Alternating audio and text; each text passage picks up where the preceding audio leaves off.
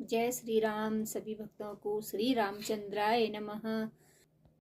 कल हमने रामायण का महात्म्य सुना था। आज हम इसी में आगे इसकी कहानी को सुनेंगे। तुलसीदास जी के जीवन में जो दिव्यता आई वह सब भी रामायण का महात्म्य ही है। तुलसीदास जी ने जो चमत्कार अनायास रूप से राम कृपा के परिणाम स्वरूप किए, उसमें से एक की कथा कुछ इस प्रकार वर्णित है। कहते हैं, काशी और द्रविड़ देश के राजा कुछ समय तक एक ही स्थान पर रहे। दोनों में अनन्य मित्रता हो गई। कुछ समय बाद सौभाग्यवश दोनों की रानियां गर्भवती हुई। बात में दोनों ने निश्चय किया कि यदि दोनों में से किसी एक के यहाँ पुत्र और दूसरे के यहाँ पुत्री हुई तो दोनों मित्रता के रिश्ते को संबंधियों के रूप में बदल लेंगे।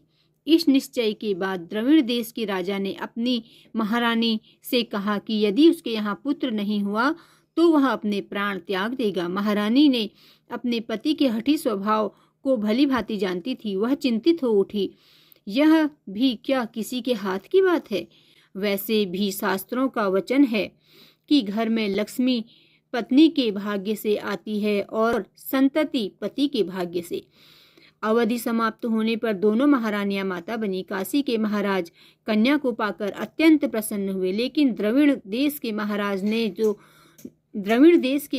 ने तो चेतावनी दी हुई थी, इसलिए अनर्थ की आशंका से महारानी ने सत्य को छिपा लिया। महाराज के पास यह समाचार भेजा गया कि वे पुत्र के पिता बने हैं।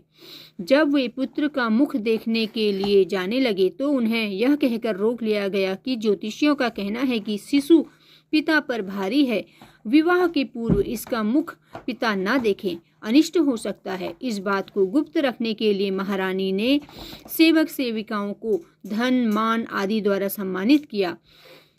उन्हें यह भी समझाया कि इस भेद के खुलते ही सबके प्रिय राजा से उनका सदा सदा के लिए वियोग हो जाएगा, क्योंकि वह अपने हठ और अपमान के कारण वे आत्महत्या कर लेंगे।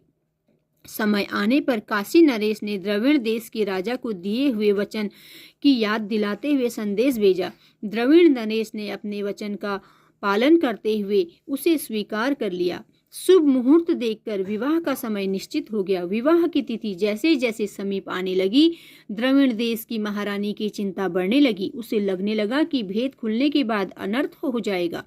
महारानी को चारों ओर अंधकार की कालिमा दिखाई देने लगी।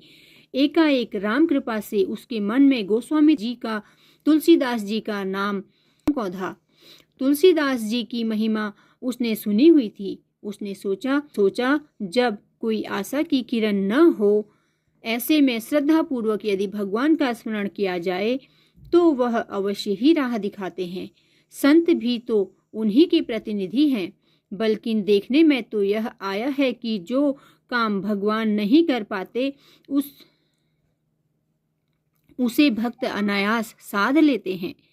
द्रविड़ देश की महारानी तुलसीदास जी की कुटिया पर पहुंच गई और उसने अपनी सारी व्यथा संत चरणों में कह सुनाई।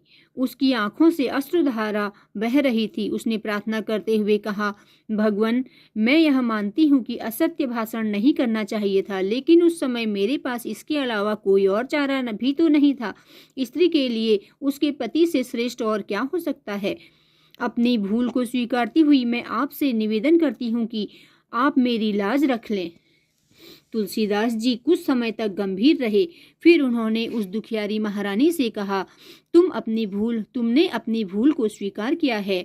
तुम राम पर विश्वास करके राम भक्त के पास आई हो, इसलिए तुम्हारी विपदा का अंत अवश्य होगा। इसके बाद श्री तुलसीदास जी ने द्रविड़ कुमारी को कुमार के वस्त्र पहनाकर राम कथा सुनने को कहा। विधि विधान के साथ श्री रामायण जी का नवाह पारायण रखा गया।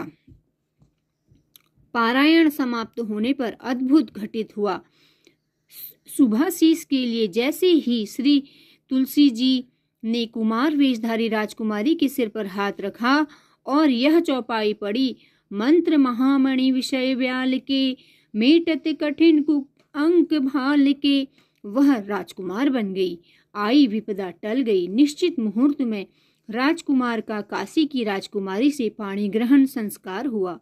बोलो श्री रामचंद्र की जय।